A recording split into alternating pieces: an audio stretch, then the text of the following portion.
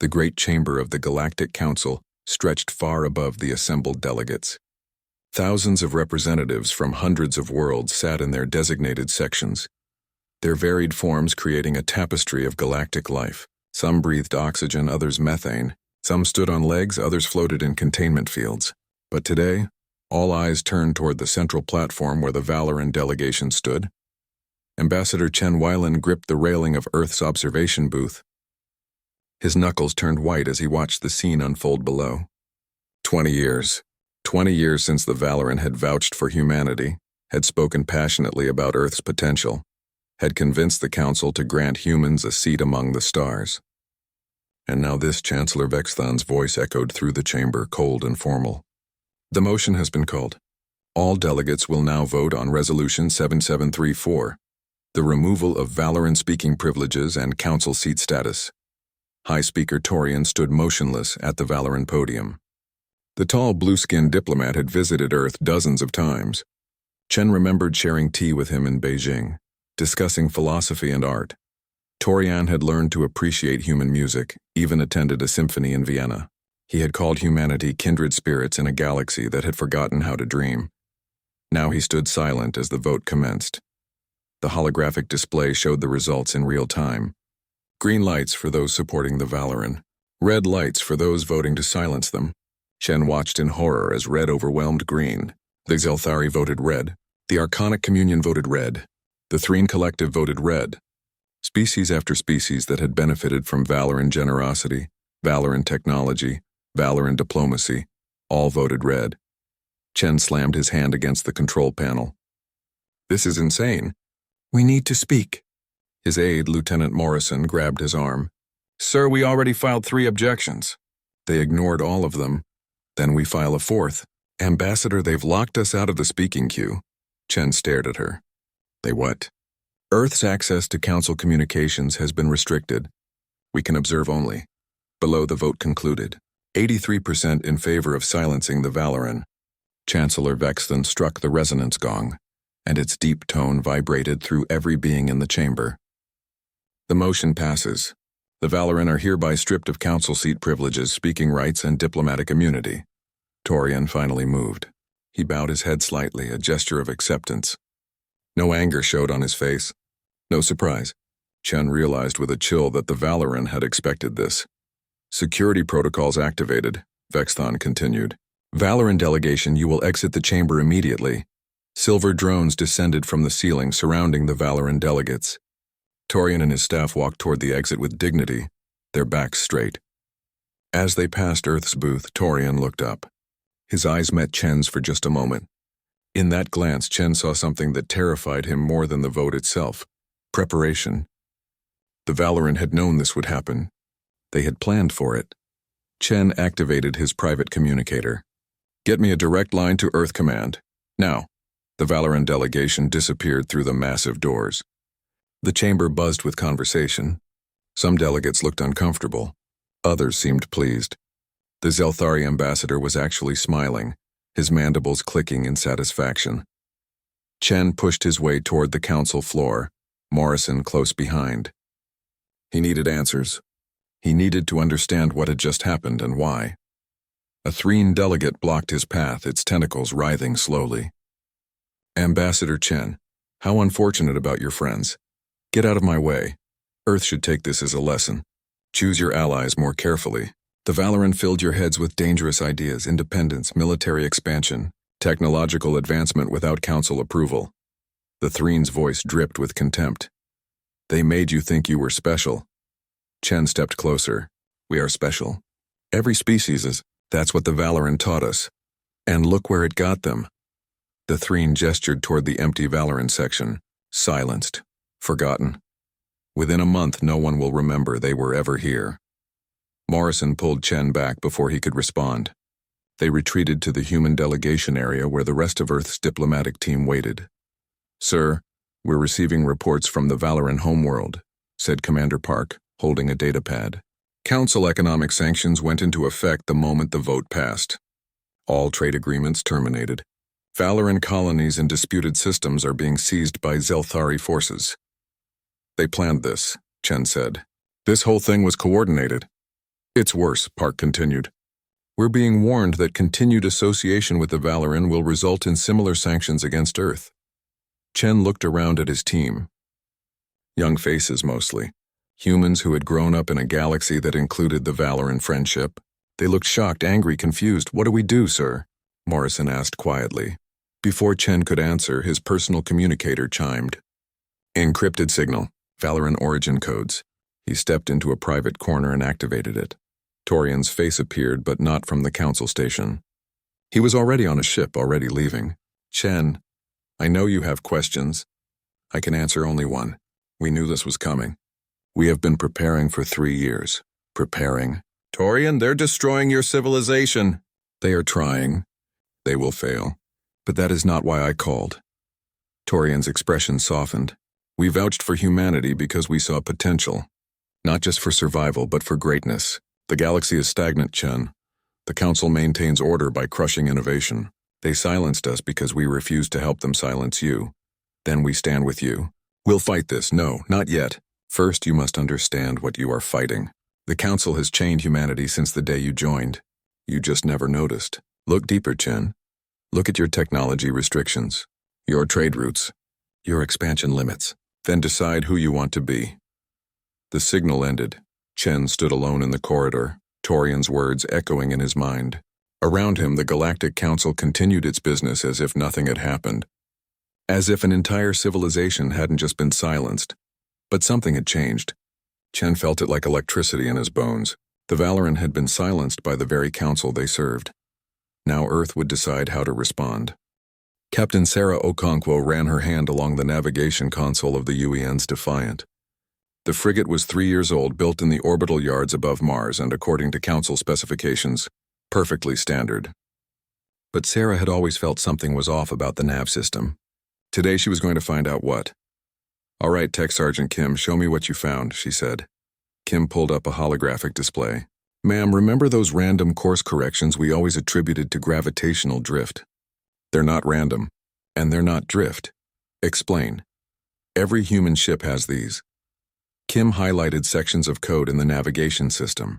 They're buried deep in the council-approved software packages. Basically, they're tracking systems. Every jump we make, every course we plot, every destination we visit, it all gets transmitted back to council monitoring stations. Sarah felt her stomach tighten. We're being watched. We've always been watched. Since the day we started flying council-approved ships. The discovery had started small. A routine maintenance check. A curious technician. But once they started looking, they found more. Much more. Sarah walked to her ready room and opened a secure channel to Earth Command. Within an hour, Admiral Tchaikovsky's weathered face appeared on her screen. Captain Okonkwo, I received your preliminary report. Tell me you're wrong. I wish I could, sir. The tracking systems are in every human vessel that uses council-certified navigation. That's 98% of our fleet. Tchaikovsky's jaw clenched. I'm looking at similar reports from 15 other ships. It's not just navigation. Communications have filters. Trade networks are manipulated. Even our scientific databases have restrictions we never knew about. Sarah pulled up her own findings. Sir, I've been going through our exploration logs. Every time we tried to survey systems beyond council-approved boundaries, our sensors mysteriously malfunctioned. I always thought it was bad luck or equipment issues. It wasn't luck. It was sabotage built into the systems themselves. The full picture emerged over the following days. Intelligence officers across human space compiled evidence. The Council had been controlling humanity since the beginning. Trade routes were designed to make Earth dependent on Council suppliers. Scientific exchanges filtered out crucial technologies. Expansion into new systems was quietly blocked through bureaucratic delays and technical problems that didn't really exist. Lieutenant Morrison entered Sarah's ready room with a datapad. Captain, you need to see this. We just received a transmission from the Valoran homeworld. It's encrypted with codes from before the silencing. Sarah activated the message. A Valoran she didn't recognize appeared. He looked tired, speaking from what seemed like a basement or bunker. To our human friends, I am Kelvin of the Valoran Intelligence Service. By the time you receive this, our civilization faces destruction. But we are not unprepared. For 3 years we have compiled information, military installations, trade networks, council weaknesses. We are transmitting all of it to you now. Data streams began flowing into the Defiant's secure servers. Star charts showing hidden Council military bases. Technical specifications for weapon systems humanity had never seen. Economic analysis revealing which Council species were vulnerable to pressure. Strategic assessments of fleet strengths and weaknesses. We knew they would silence us eventually, Kelvin continued. We knew because they told us to help them silence you. 5 years ago, the Zelthari demanded we stop sharing technology with Earth. They wanted us to sabotage your military development. We refused. That is why this happened. Sarah felt anger rising in her chest. The Valoran had been destroyed for helping humanity. We prepared for this day, Kelvin said. We have given you the tools. Now you must decide. Will you accept chains, or will you break them? Choose quickly. The Council will come for you next. The transmission ended. Sarah immediately contacted Earth Command again. This time, the entire Joint Chiefs were present. We've received the Valoran intelligence packet, Admiral Tchaikovsky said. Every flag officer in the fleet is reviewing it now. What we're seeing is both horrifying and illuminating. General Santos, head of the Marine Corps, spoke next. The Valoran didn't just send us information. They sent us technology we weren't supposed to have. Weapon systems, shield configurations, engine designs that violate Council restrictions. When did they send this? Sarah asked. We're finding caches hidden in data we received years ago, Santos replied. The Valoran embedded it in cultural exchanges, scientific papers, art databases. They've been smuggling us technology for over a decade. Admiral Keiko Chen, commander of the Pacific Fleet, brought up a star chart. And these military installations they've revealed. The Council has been positioning forces around human space for years. Not to protect us, to contain us. Sarah looked at the data. Zelthari battle stations near the outer colonies. Arconic monitoring platforms watching the Mars shipyards. Threen patrol routes that formed a cage around human expansion vectors. They were always planning to do to us what they did to the Valoran, Sarah said quietly. Yes, Tchaikovsky confirmed. The Valoran got in the way, so the Council removed them first. We're next. The briefing continued for hours. Every revelation made the picture clearer. The Galactic Council wasn't a democracy, it was a control system. The older species maintained their power by preventing younger races from advancing. They allowed just enough progress to keep species dependent, but never enough to threaten the established order. And the Valoran had tried to change that. They had seen potential in humanity, not just to survive, but to break the system. They had carefully, quietly given humans the tools to fight back. And when the Council discovered what they were doing, they struck. Sarah returned to the Defiant's bridge. Her crew looked at her with questions in their eyes. Orders, Captain? Her XO asked. Sarah thought about Torian's message to Ambassador Chen, about the Valoran being silenced, about the chains humanity had worn without knowing. Get me a link to the fleet, she said. All ships, and patch in Earth Command.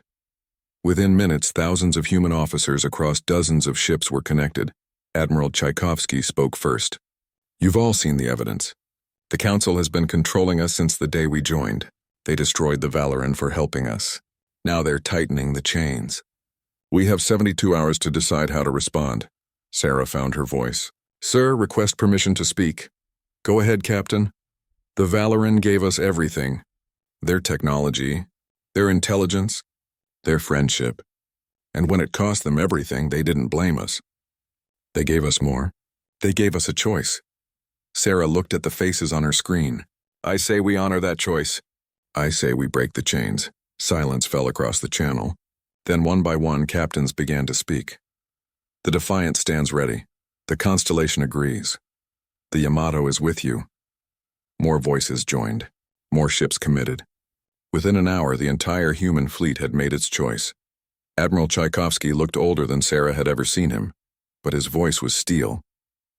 Then we go to war. Not for conquest, not for revenge, but for freedom. Ours and the Valorans.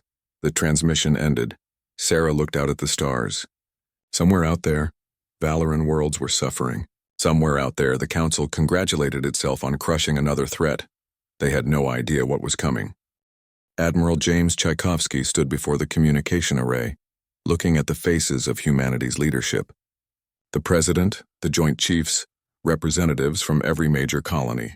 They had debated for 72 hours. Now it was time to decide. The question is simple, he said. Do we accept the chains? Or do we break them? The president spoke first. Admiral, if we do this, there's no going back. The council will respond with force. They're already using force, Madam President. They're just hiding it behind bureaucracy and sabotage.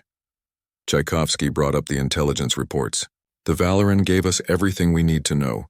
The council is weak. They maintain control through fear and manipulation, not strength. If we strike hard and fast, we can break their control before they can respond. And then what? Asked the Secretary General of the colonies. We'll be outcasts, hunted. We'll be free, Tchaikovsky replied. And we won't be alone. There are dozens of species the Council has suppressed. Once they see someone successfully defy the Council, they'll join us. The vote took 10 minutes. The decision was unanimous. Tchaikovsky returned to his command ship and opened a channel to every human vessel. All ships, this is Fleet Command. Execute Operation Broken Chain. Authorization code, Valoran's gift. Across human space, warships that had been quietly modified with Valoran technology powered up their new systems. The shadow drives activated, experimental engines that bent space in ways the Council had banned centuries ago. They didn't just move through space. They moved around it invisible to standard sensors. The first strike hit simultaneously across 30 star systems. Captain Sarah Okonkwo watched from the Defiance bridge as her ship dropped out of shadow drive directly behind a Council monitoring station. The station's crew had no warning. One moment, empty space. The next, a human warship. Target locked, her weapons officer reported. Fire. Kinetic rounds accelerated to 95% of light speed slammed into the station's shields. The shields, designed to stop energy weapons, offered no protection against pure mass moving at relativistic speeds. The station vaporized in a flash of superheated plasma. Target destroyed. Moving to secondary objective, the Defiant jumped again.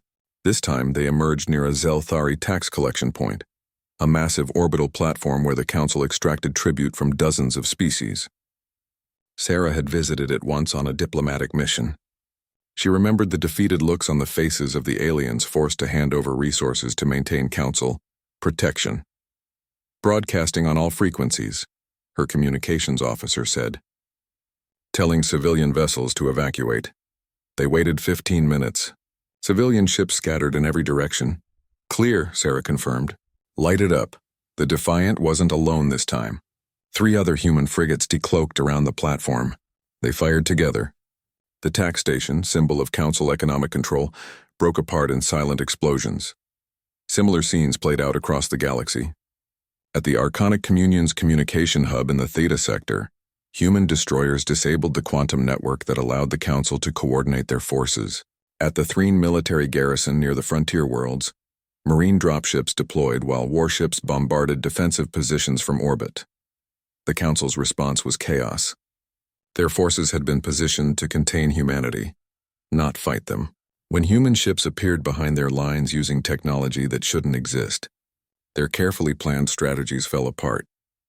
In the Arcturus system, a Zelthari battle group tried to intercept human forces. The battle was over in 12 minutes. The Zelthari relied on heavy shields and energy weapons. Human ships used the Valoran's gift, quantum viruses that infiltrated shield generators and shut them down. Without shields, the Zelthari armor couldn't withstand human railguns and missile barrages. The surviving Zelthari ships retreated, broadcasting distress calls. Human ships didn't pursue. They had other targets. Admiral Tchaikovsky coordinated the assault from his flagship, the UEN's Resolute. Holographic displays showed every engagement happening across dozens of light years. Green markers for human forces. Red for Council military assets. Blue for liberated systems. Sir, the Threne Collective is mobilizing their home fleet, reported his tactical officer. 200 ships. They're plotting a course for Earth. Tchaikovsky smiled grimly. Let them come. Activate Operation Gauntlet. The Threne fleet jumped into what they thought would be an undefended system.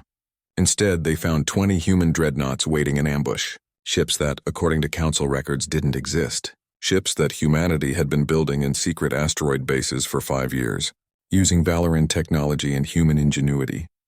The dreadnoughts were massive, each one carrying more firepower than a dozen standard frigates, and they were commanded by officers who had trained for this exact moment. Captain Marcus Chen commanded the lead dreadnought. the Yuan's retribution. His great-uncle was Ambassador Chen, still trapped in council space. This was personal. All ships engage at will, he ordered. The human dreadnoughts opened fire. Their main guns used gravitational lensing to focus particle beams with unprecedented precision. The Threen ships, designed for intimidation rather than actual combat, couldn't match the fury of human weapons. Threen commanders tried to retreat. They found their jump drives disabled by human electronic warfare. Trapped and outgunned, they had one choice. "This is Threen Fleet Commander Zexthar," came the broadcast. "We surrender." "We surrender!" "Surrender accepted," Marcus replied. "Power down your weapons and prepare to be boarded." The battle ended. The Threen fleet, pride of one of the Council's most powerful members, had been defeated without destroying a single ship. They would return home with a message. Humanity could be merciful, but they could not be beaten. As victories piled up, Admiral Tchaikovsky received reports from intelligence. The Council was in emergency session. Species that had voted to silence the Valoran were now arguing among themselves. Some wanted to negotiate. Others wanted total war. But none of them had expected this. "Sir, we're receiving a transmission from Council Chancellor Vexthan," his communications officer reported. "Put him on." Vexthan's face appeared, and for the first time since Tchaikovsky had known him, the Chancellor looked uncertain. "Admiral Tchaikovsky, this aggression must cease immediately. The Council will consider your grievances if you stand down." "Stand down?" Tchaikovsky laughed without humor. "You silenced our friends? You've been choking our civilization since the day we joined your club. You expected us to just accept it. You are disrupting galactic order, thousands of years of peace." "Peace?" Tchaikovsky's voice turned cold. "You call it peace when you crush anyone who challenges you? When you sabotage species that might become strong enough to threaten your control? That's not peace, Chancellor. That's tyranny. You cannot win this war. We will mobilize." "You'll mobilize what? Fleets designed to intimidate, not fight? Soldiers who have never faced real opposition? We've been fighting wars on Earth for thousands of years, Chancellor. We know what we're doing." Tchaikovsky leaned forward. "Here are our demands. Restore the Valoran seat and speaking privileges. End all sanctions against them. Remove your forces from around human space, and stop restricting species development, or we continue. Your choice." He cut the transmission. His XO looked worried. "Sir, that was quite an ultimatum." "They need to understand something," Tchaikovsky replied. "We didn't start this fight. The Valoran tried peaceful resistance and got crushed. We're showing the Council what happens when you silence the wrong people." Over the next week, human forces continued their campaign. They didn't attack civilian targets. They didn't invade homeworlds. But every symbol of Council control, every monitoring station, every military garrison, every trade checkpoint, was systematically destroyed, and humanity left messages behind. Broadcast boys repeating the same statement in 100 languages. The Valoran were silenced for standing with humanity. Earth stands with the Valoran. Stand with us or stand aside. But the chains are broken. Captain Okonkwo returned to Earth to resupply and found something unexpected. Refugee ships were arriving from across the galaxy. Not humans, aliens. Species that had heard about the human resistance and were fleeing Council retaliation. She met with a group of them. Delthazi engineers, Krith hive workers, Morpheus collective nodes, all of them oppressed by the Council in different ways. "You're giving us hope," a Delthazi named Kex told her. "For the first time in centuries, someone is fighting back. And winning." Sarah thought about the Valoran, about Torian's message, about the choice humanity had made. "We're not doing this alone," she said. "The Valoran gave us the tools. Now we're using them to free everyone." Admiral Tchaikovsky received the casualty reports. 317 humans killed in action, thousands wounded. But compared to what they had accomplished, the cost was almost miraculously low. The Valoran's intelligence had been perfect. Their technology had been superior, and human courage had been unstoppable. The Council's message systems were lit up with panic. Some species were preparing to secede. Others were demanding the Council accept human terms. The galaxy was changing, and humanity had become the catalyst. But the war wasn't over yet. The emergency session of the Galactic Council looked nothing like the orderly assembly that had silenced the Valoran 3 weeks earlier. Delegates shouted over each other. Some had already left. their empty seats visible reminders of a crumbling order. Chancellor Vexthon struck the resonance gong repeatedly, trying to restore calm. Order! We must have order. The Zelthari ambassador slammed his claws on his podium. Order? The humans have destroyed 40% of our defensive infrastructure. They've disabled our economic collection system. They're broadcasting messages calling for rebellion. And you talk about order? The ambassador is correct, said the Archonic Communion representative, its crystalline form flickering with agitation. 3 species have already declared independence. 5 more are considering it. Our entire system of governance is collapsing. A smaller delegate from the Peltharian species stood. They had always been quiet members of the council. Perhaps if our system of governance requires constant military force to maintain, it deserves to collapse. Shocked silence filled the chamber. How dare you? Vexthon thundered. We have maintained galactic peace for 2,000 years. Peace for whom? The Peltharian asked quietly. We pay tribute to the council every year. Half our resources go to funding your military. Our scientists are restricted from researching technologies you deem dangerous. Is this peace? Or is this what the humans called it, tyranny? The Threne representative rose, its tentacles coiled with anger. The Peltharian forgets their place. Without council protection, protection from what? Another voice interrupted. A Delthazi delegate stood. From threats you create to justify your control? The humans haven't attacked any civilian targets. They've destroyed only military and economic control points. Meanwhile, we watched you crush the Valoran for the crime of friendship. More voices joined. Species that had been silent for centuries found their courage. The chamber descended into chaos. Chancellor Vexthon called for an executive session. The major powers, Zelthari, Archonic, Threne, met privately. We must crush the humans completely, the Zelthari ambassador insisted. Mobilize every fleet. Turn Earth into an example. With what? The Archonic representative asked. The Threne fleet is captured. The Zelthari battle groups have been decimated. Our economic network is in ruins. The humans fight like nothing we've seen in millennia. Then we negotiate, Vexthon said, though the words clearly pained him. Negotiate? From a position of weakness? The Zelthari ambassador's mandibles clicked in disgust. You would have us bow to these primitives? These primitives, the Archonic representative said coldly, have technology that shouldn't exist. My intelligence services have confirmed it. The Valoran gave them everything. Weapons designs, engine specifications, strategic intelligence. For years. The revelation silenced even the Zelthari. Impossible, Vexthon whispered. We monitored all Valoran communications. Apparently not carefully enough. They embedded it in cultural exchanges, art databases, scientific papers. They've been preparing the humans for this war for over a decade. The Archonic representative displayed holographic evidence. Look at this. A human ship using quantum phase drives, technology we banned 300 years ago. Shield harmonics based on Valoran military designs. Weapons that exploit vulnerabilities in our defensive systems. Vulnerabilities only the Valoran knew about. The Zelthari ambassador stared at the data. The Valoran planned this. They chose the humans as weapons against us. They chose the humans as allies, Vexthon corrected, and we were blind to it until too late. On the Valoran homeworld of Cathera, High Speaker Torian watched the sky. Council sanctions had devastated the economy. Food was rationed. Energy was limited to essential services. But the Valoran people endured with quiet dignity. Then the sensors detected ships approaching. Many ships, to Torian's aid, rushed into his office, now a converted basement in the capital's ruins.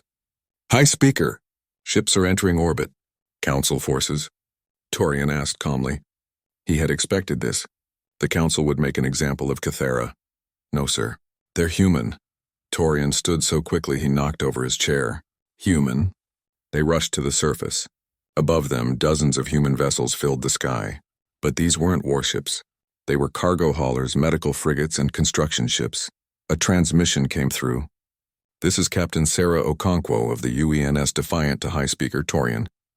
We've brought supplies, food, medicine, building materials, and something else. The holographic display showed a star chart, Cathera and its colonies outlined in blue, and written across them, Valoran Protectorate under human defense.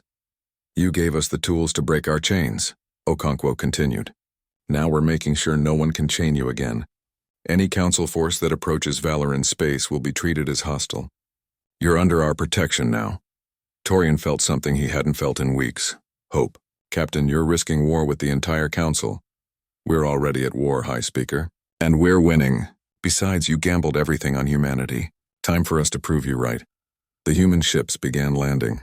Cargo bays opened, revealing tons of supplies. Medical teams emerged with equipment and medicine. Engineers started assessing damaged infrastructure. But it wasn't just humans. Delthazi technicians arrived on separate ships. Krith workers, Morpheus collective nodes, dozens of species that had heard about the human resistance and come to help. A young Valoran child approached one of the human engineers who was repairing a water filtration system. Are you really going to protect us? The engineer, a woman named Maria Santos, knelt down. Kid, your people gave us everything when we had nothing. They stood with us when it cost them everything. Yeah, we're going to protect you. That's what friends do. Back at the council, intelligence reports were coming in about the human activities around Cathara. Chancellor Vexthon stared at them in disbelief. They're not just defending the Valoran, his aide reported. They're claiming them as a protectorate. Any attack on Valoran worlds will be treated as an attack on Earth itself. The Zelthari ambassador was furious. This is unacceptable. We must what? Vexthon interrupted. Send another fleet. The Threne fleet was defeated. The Zelthari forces were scattered. Every time we engage the humans, we lose. Then we mobilize everything, the Zelthari insisted. Every species. Every ship. Total war. And how many will follow that order? The Archonic representative asked. Half the council is already talking about independence. If we order total mobilization, they'll revolt. The humans have shown them it's possible to resist. Ambassador Chen watched the emergency session from Earth's booth. The council was tearing itself apart. 3 weeks ago, they had silenced the Valoran with casual arrogance. Now they were arguing about survival. His communicator chimed. A message from Torian Chen, thank you for everything. But you must know, this is only the beginning. The council will not surrender easily. They will try to make an example of someone. Be ready. Chen forwarded the message to Admiral Tchaikovsky with a single word. Warning. The Admiral's response came quickly. Understood. All fleets on alert. On Earth, in the underground bunkers where human leadership had gathered, the President addressed the Joint Chiefs. The Council is fracturing. Intelligence suggests some species will join us. Others will fight to the end. What's our next move? Admiral Tchaikovsky brought up strategic displays. We've accomplished the first objective, breaking their control network. Now we need to prevent them from rebuilding. That means we need allies. Real allies, not subjects. The Valoran, General Santos said. They should be at the table for whatever comes next. Agreed, the President said. But we're also getting messages from dozens of other species. The Delthazi want to share their engineering technology. The Krith are offering to help with food production. The Morpheus Collective has intelligence on council operations we never knew existed. They see an opportunity, Admiral Chen observed. The council kept them all separate, competing for scraps. Now they realize they can work together. Then we build something new, Tchaikovsky said. Not another council. Something based on actual cooperation, not control. The President nodded. Get me a secure channel to Torian. And to the representatives of every species that's reached out. It's time to talk about the future.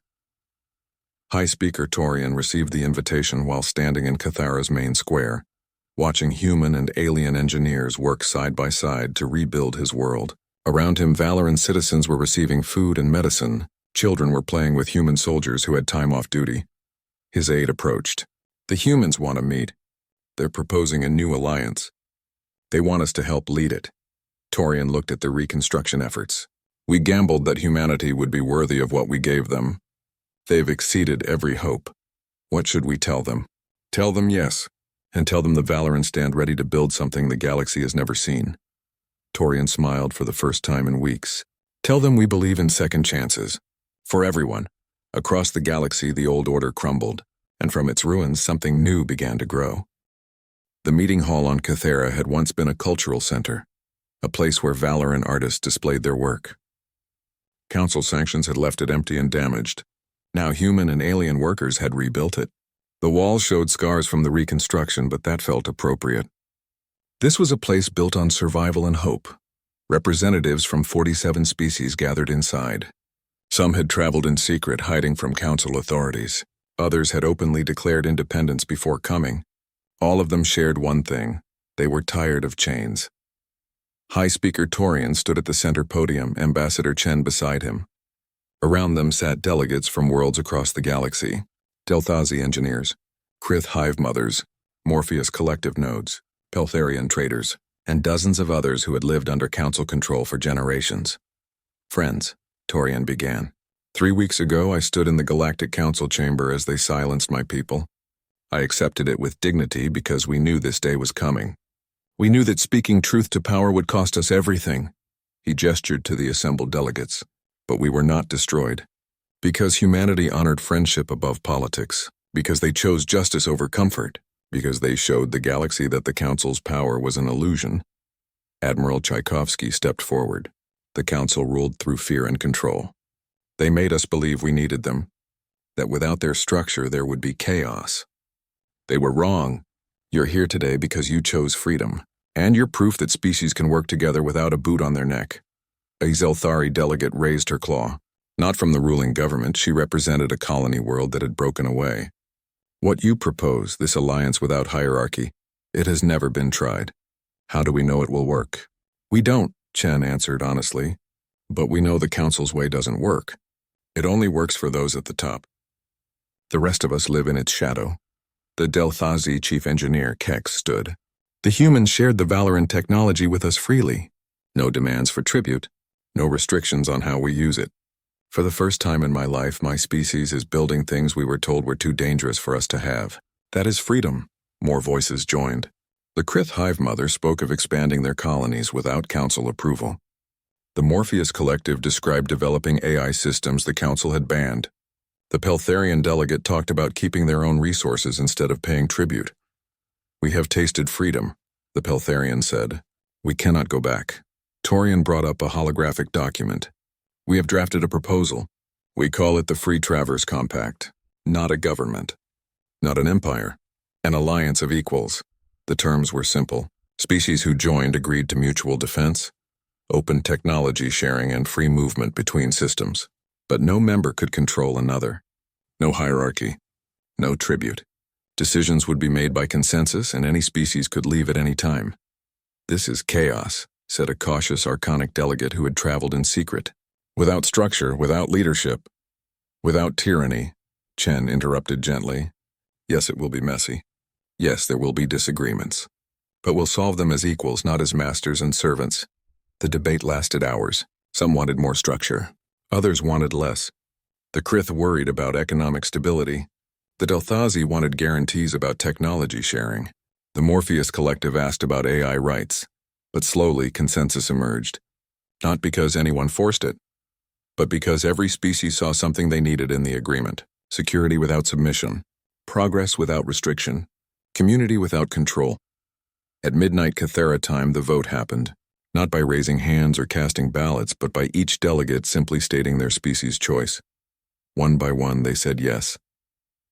47 species. Billions of beings, all choosing freedom together. Chancellor Vexthon received the news in what remained of the council chamber. Half the seats were empty now. The Zelthari hegemony had collapsed into civil war when colony worlds rebelled against the homeworld government. The Archonic Communion had withdrawn from galactic affairs entirely. The Threen Collective was negotiating surrender terms. "It's over," his aide said quietly. Vexthon looked at the empty seats. 2,000 years. 2,000 years of order. Ended in 3 weeks by one species and one act of friendship. What do? We survive. Contact the humans. Tell them we're ready to discuss terms. The formal dissolution of the Galactic Council happened with little ceremony. The remaining members signed documents acknowledging the end of their authority. Some species joined the Free Traverse Compact. Others chose isolation. A few tried to maintain their own small empires, but without the Council's united force, they couldn't sustain control. The galaxy was fracturing. But it was fracturing into freedom. 6 months after the Valoran silencing, Captain Sarah Okonkwo stood on the bridge of the Defiant. The ship had been upgraded with the best technology from a dozen species: Delthazi engines, Krith sensors, Morpheus AI assistants, and human weapons. It was a symbol of what cooperation could achieve. Beside her tactical station stood Lieutenant Kelvin, the same Valoran who had sent the intelligence package that started everything. He had joined the compact fleet as a liaison officer. "Navigation, plot a course," Sarah ordered. "Where to, Captain?" her navigator asked. Sarah smiled. "Somewhere new. Somewhere no one's been before. We're not police anymore. We're explorers again." The view screen showed dozens of ships from multiple species all moving together. Not an invasion force. Not a control fleet. Explorers, traders, scientists. All heading toward uncharted space. "The Council wanted to control the galaxy," Sarah said. "We're going to open it." On Earth, in a ceremony broadcast across human space and dozens of allied worlds, Ambassador Chen stood with High Speaker Torian. Behind them, the flags of 47 species flew together. "Today we dedicate this monument," Chen said, gesturing to a memorial that had been built on the shore of Lake Geneva. It showed two figures, one human, one Valoran, standing back-to-back facing outward. "The Valoran taught us something the Council forgot," Chen continued. "That true strength comes from lifting others up, not pushing them down. That friendship is more powerful than fear. That freedom is worth fighting for." Torian stepped forward. "When the Council silenced my people, we thought it was the end. We forgot that silence can be broken. Earth broke our silence. Together we broke the galaxy's chains."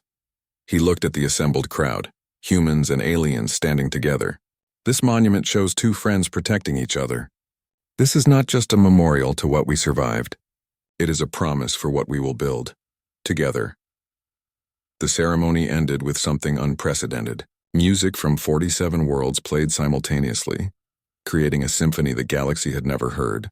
Discord and harmony mixed together, each species' contribution unique but part of the whole.